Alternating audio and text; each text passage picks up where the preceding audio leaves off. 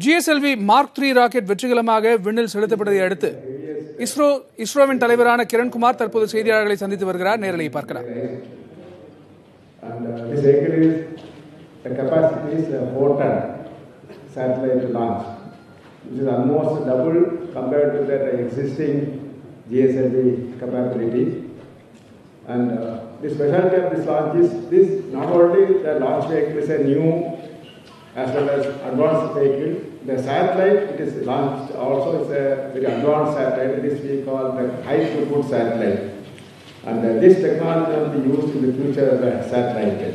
That way, this combination of this vehicle plus this satellite is something new history for ISRO.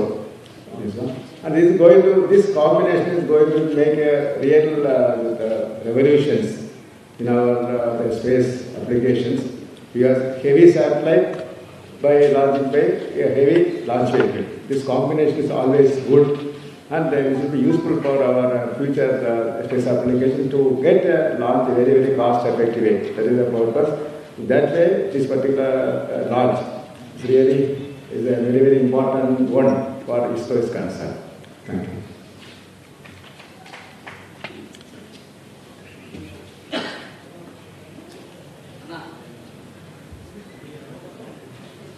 I would like to add to what Dr. Shivan said on the vehicle. The very important element of this rocket is the cryogenic upper stage. We have the technologies of solid propulsion. The biggest of the solid motor ever realized is S200, and the liquid propulsion. And the biggest of the liquid stage ever realized is L110, and the cryogenic propulsion. And the biggest ever we have is the C25. So it is a combination of three propulsion technologies in a single rocket where solid, liquid and cryogenics are reached its epitome or the highest size and capability today. And to cover all of that, it is a cryogenic upper stage, the C25 stage, which has 28.3 tons of propellant. It delivers almost 19 tons of thrust and delivers 442 specific impulse. More than that, it is the engine which our engineers have conceived, designed, realized through our Indian industry, tested using our own Indian developed facilities, modeled and understood by us. So it has no technology element borrowed or adapted from anybody, but for the skill and the expertise we have developed in working with the original cryogenic stage and the system which is flying in GSLV. So we do acknowledge that knowledge and skill our team has developed. So if you look at the cryogenic stage as a complex technology, I would like to tell you that when you're making a cryogenic engine for the first time, and entire history of this engine and stage development, we faced no serious test failures or problems. And that is again a world record. And the first flight of a cryogenic engine, and that too with the very limited resources and testing which we have done, and to become successful is again a marvel if you go by any world record. So I want to once again state that this is something which is an engineering marvel in terms of the knowledge and technology, material technology, thermal and manufacturing technology, understanding of flow dynamics, etc., etc. And also realizing an engine and flying testing for the first time, 100% success is really a great achievement. And I don't want to tell you spend time on the complexity of the cryogenic stage once again, but I'm sure you people who are working in the first media would have definitely learned and understood about the cryogenic technology and its elements that makes it very complex. And we have been struggling for the last 25 years in ISRO to master this. And this effort on this engine is last about 13 years or so. And I want to acknowledge all the people who have really contributed in making this engine just a successful element in this GSLV Mark III's maiden mission. Thank you so much.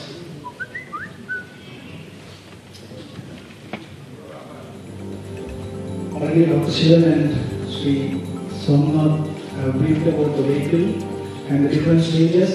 As all of you are aware, Satish Dhawan Space Center, the only spaceport of India, is responsible for integrating and preparing different stages and various facilities.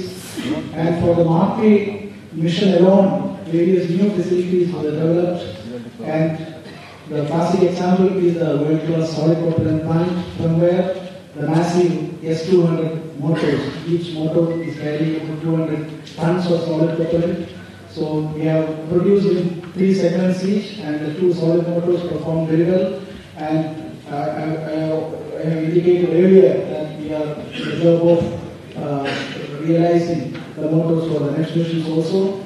And in addition to that, a good amount of complex facilities have been developed. One among them is the acoustic suppression unit. You would have seen beside the launch pad a huge water storage tower which carries about 600 tons of water, and when it's splashed immediately after liftoff, it's splashed all this the entire quantity of water in a short span of time, thereby suppressing the acoustic load and protecting the whole the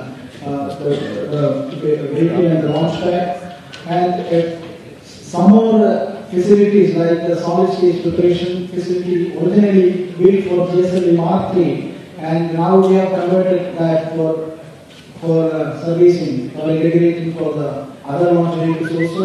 So in a nutshell, a complex vehicle, huge in size and huge in mass, and assembling and handling that, servicing that. And one point I would like to highlight regarding the C25 cryo stage is a totally new development as highlighted by Dr. and Somnath.